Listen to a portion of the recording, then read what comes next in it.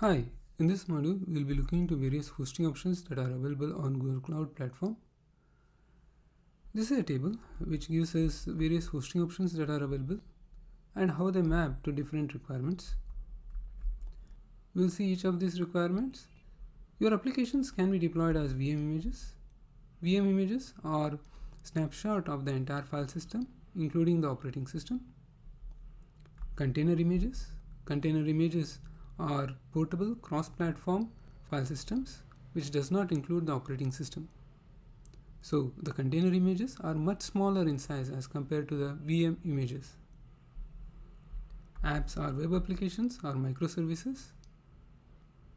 Functions are the code snippets that are written to handle a particular event.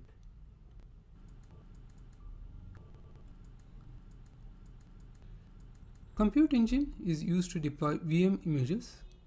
Compute Engine provides compute, memory, and persistent disk for storing the application state and IP address for network connectivity. We can deploy monolithic applications, CRM systems, ERP systems, relational databases, and analytic platforms like SAP HANA. Kubernetes Engine is used to create clusters of Compute Engine instances and deploy containerized applications. Google Kubernetes Engine is based on open source Kubernetes. We can use the same Kubernetes commands and resources to deploy and manage the applications. Applications can be auto-scaled and rolling updates can be performed. We can implement blue-green deployments and canary deployments. Cloud Run for Anthos and Cloud Run Fully Managed are serverless platforms where we can deploy the containers directly without having to manage the clusters. It is based on Knative. Using Cloud Run, the applications can be scaled up depending upon the traffic, and it can be scaled down to 0 if there is no traffic. App Engine Flexible and App Engine Standard are used to deploy web applications and microservices. It supports runtime for Java, Node.js, PHP, Go, Python, and Ruby.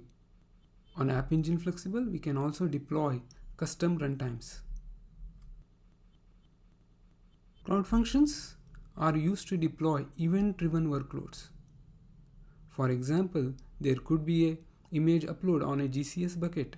We want to handle that event and process the image. Or there could be a data arriving on PubSub and we want to handle that event and do data processing.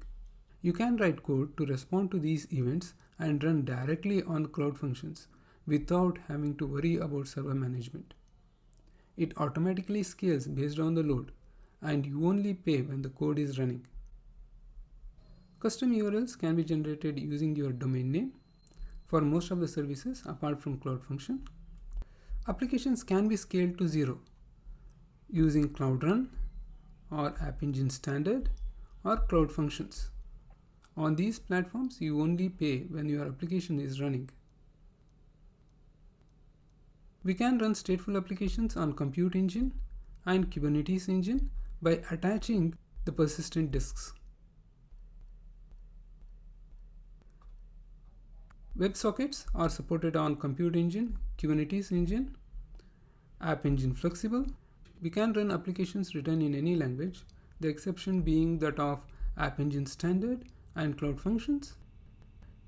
In Cloud Functions, the supported languages are Node.js, Python, Go, and Java. On serverless platforms, the requests can be timed out. Background processes can be run on Compute Engine and Kubernetes Engine and App Engine Flexible. We can attach hardware accelerators like TPU and GPU on Compute Engine and Kubernetes Engine. VPC connectivity, we can define fine-grained access policies for the applications to connect to other applications and for the connections to the applications. In this module, we saw various hosting options. We saw Compute Engine, which can be used to deploy VM images.